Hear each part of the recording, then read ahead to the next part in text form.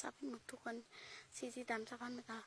สะพอนสีห้องเพลงลงแต่งเองเนาะหนังกอดกกเป่าหับพังเพลงสะพอนไหนเลยหับพังนะนั่งกอดกกเป่าเหงาคือคนเป็นบ้าผู้เบาบ่ได้มาหา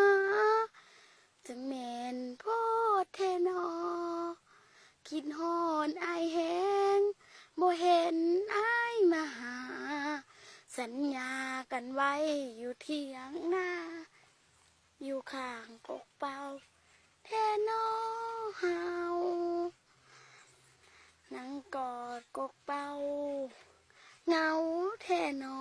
ผู้บ่าวบ่เห็นผู้บ่าวมาหานั่งโพดเทนอผู้บ่าวเฮาสัญญากันไว้ว่าสิมาหาน้อง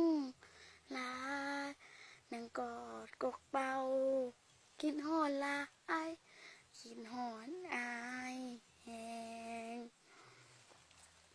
แต่งแม่นข้างกินฮอดอายแหงลายนั่งกอดกกเป่าลาแทบสิเป็นบ้าคิดฮอดผู้บ่าวอยู่ในเถียงนาคนเดียวแต่นออายนั่งกอดกกเป่าแห่งลายคิดฮอดผู้บ่าวเคยสัญญากันไว้จึงแงนเงาคิดฮอดผู้บ่าว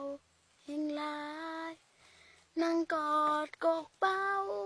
วันนี้บ่สมใจแท้น้อผู้บ่า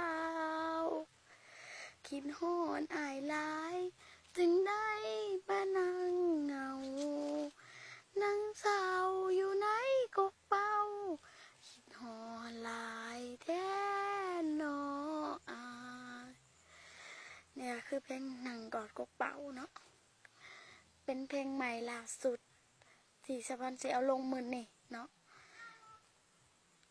ภายในมือนี่หรือว่ามืออื่นกาวลงคือเก่าสะพอนมีเงินเน็ตสะพอนก็ลงเขาเนี่ยนางกอดเช้าเทียงแต่สะพอนนางกอดกกเป่าเนาะอยู่ในเทียงนานี่นางกอดกกเป่านางเงาเศร้าใจกาขอขอบใจทุกคนเนาะเพลงนางกอดกกเป่านี่สะพอนแต่งขึ้นมาเพื่อให้ผู้ใดได้หูได้เห็นเนาะกาขอกล่าวเข้ามาสะพอนกาขอให้มันจบจนนี้กันเนาะขอกล่าวเข้ามาสวัสดีแม่สะพอนสิเบิดเลยบ๊ายบาย